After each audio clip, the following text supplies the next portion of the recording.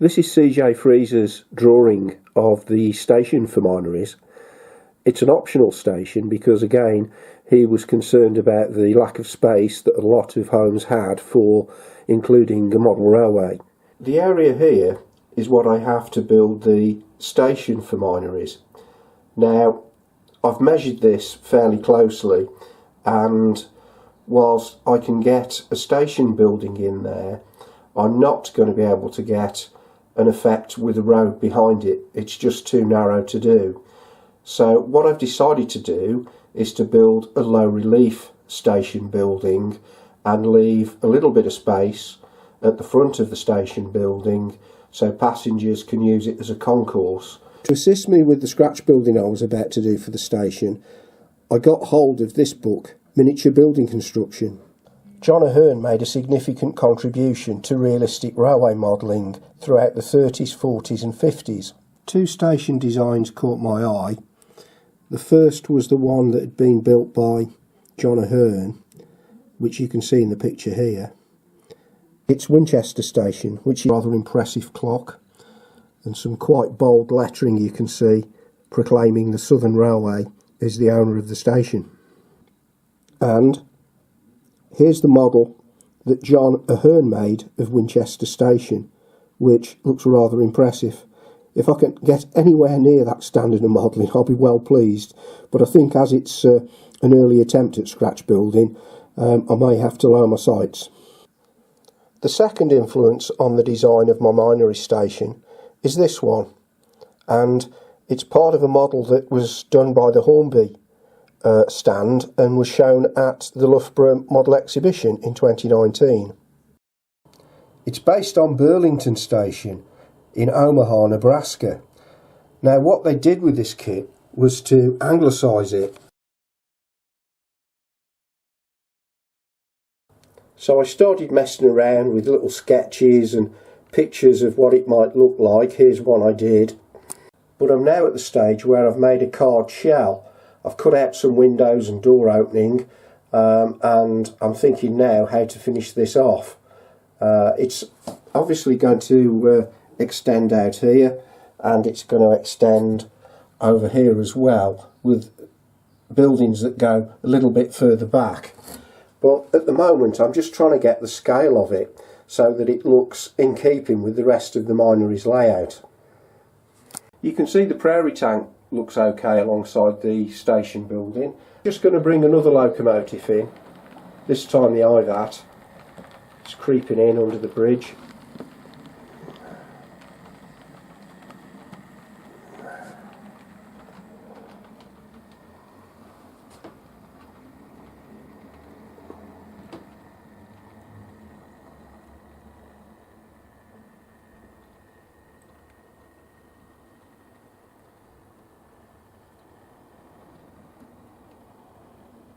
So what I've decided to do is almost a mock-up of a large terminus station.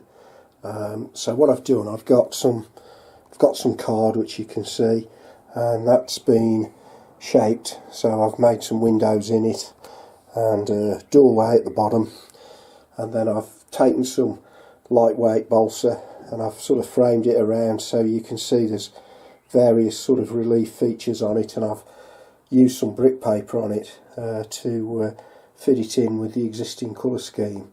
So this is where I am at the moment with it. I've still got to do the windows, but at the moment I'm just painting over the woodwork which I've used to create a little bit of a relief effect on it. Not quite sure at the moment what I'm going to do with this centre section. It might be used to house some sort of railway crest or a clock or something of that order. But at the moment I'm leaving it blank, and I'll have a think about that. This is Plastruct styrene strip that I'm building up this profile with. So far I've got two strips on, so you can see they're glued in place. And then the final piece is just a strip of balsa. If you look closely you can see that the balsa grain shows through even when it's been painted fairly heavily. So what I've decided to do is to use some manila envelopes and to cover the balsa strip so that it smooths it out and gives it more of a stone-like appearance. I'm using PVA glue to stick the manila envelope to the balsa. The brown manila envelopes give the building a stucco effect, but I still need to paint them. Painting the stucco in a sort of a beigey cream colour, changing the ground floor stonework to brickwork. I think it sort of blends in better with the stucco. Fiddly tricky windows. I've done 2, and I've got 2 more to do on the first floor and 2 to do on the ground floor, but these have taken ages. I'll show you the way I do them. The windows are made from clear plastic sheet. What I do is I slot the glazing in first, and then I put in the windowsill, which is a small piece of balsa, and the lintel, again another small piece of balsa goes in, and then I do the window frames using some thin styrene strip, which you can see there. I put the upright sections in first. There's 3 of those, as you can see, and then I do the horizontal glazing bars afterwards. It's somewhat fiddly, but overall it looks reasonable, I think, so I'm happy with that for the time being. I find Rocket card glue is good for the glazing strips. For gluing on the lintel and the sill, I use balsa cement. So there we've got the windowsill and the lintel now glued in place. Now I go window cleaning to earn an honest bob. For a nosy Parker, it's an interesting job. Now it's a job that just suits me. A window cleaner you would be if you can see what I can see when I'm cleaning windows. 4 upper windows now done. The small buildings at the side of the main terminus are built from a Quaker Oats box. I cut the box down, and that allowed me to use the corner pieces that were already there. This is one of the ancillary buildings that I've made. I've done this window slightly differently. I've drawn it out on a piece of clear plastic using one of these. It's a paint pen with a very fine nib, and I found it really easy to use.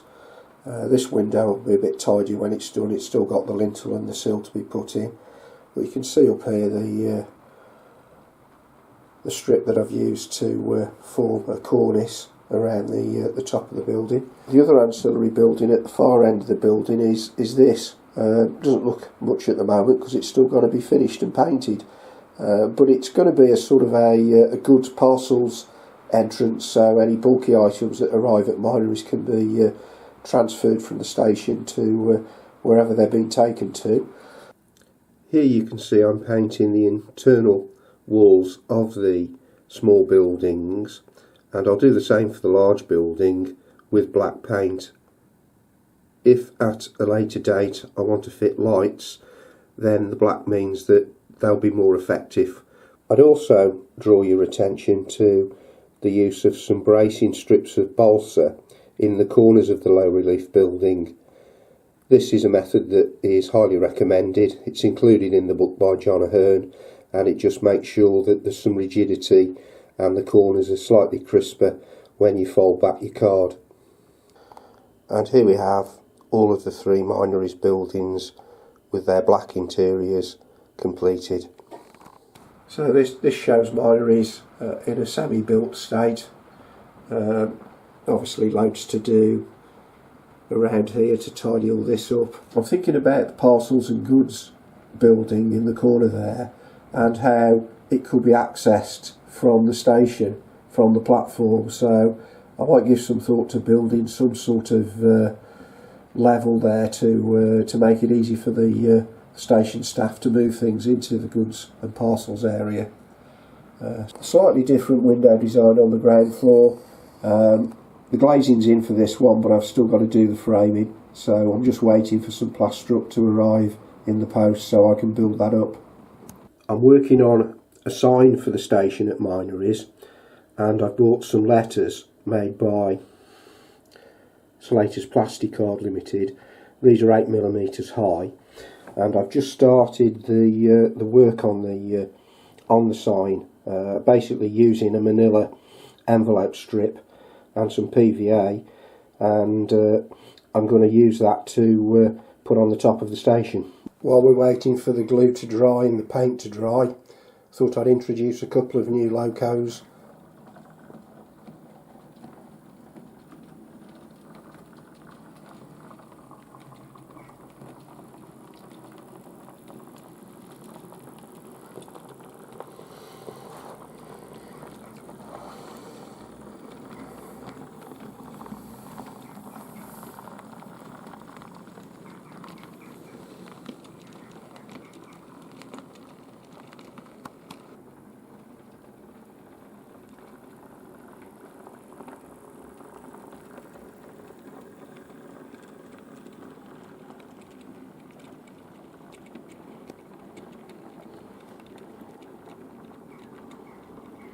As this loco is what's known as a half cab, you can see there's a nice new green tarpaulin that's been fitted to the roof so that the crew, when they're actually on board, can shelter from the elements.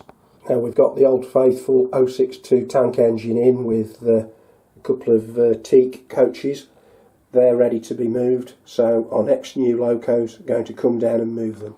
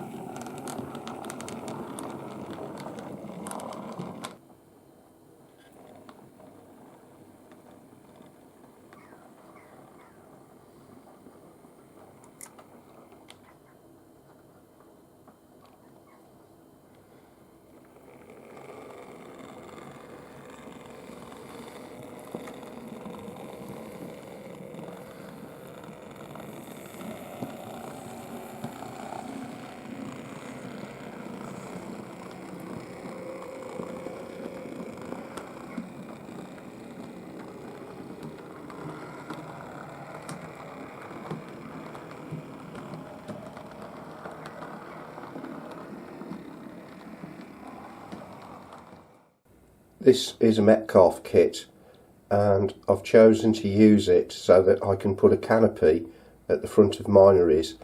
I've fitted a backing piece with an overhang, and that should help me support the work that I'm going to do in the centre section for either a railway crest or for a large ornamental clock. The other pre-made structure that I'm going to include is this small booking office, which I had left over from the super quick terminus station that I built several years ago. It should fit in quite nice in the middle of the Minories main station building and be available for the passengers to buy their tickets from. So for an assembly of the Minories building, starting with the parcels and goods received building in the far corner. That's followed by the main station building, and finally the waiting room building, which fits at the end. The booking office building is now in place, so the final part to add is the Metcalf Canopy Kit. Here we have the Minories station in full form, canopy fitted, booking office in place. The main job I've got to do is this centre section. As I say, I'm thinking along the lines of a large clock or company crest to fill that gap. I've also got to put in posters on the walls near to the booking office. And finally, the rooftop needs completing, and I'll need to build some chimneys to go on there, but I'll do the detailing of Minories as a separate video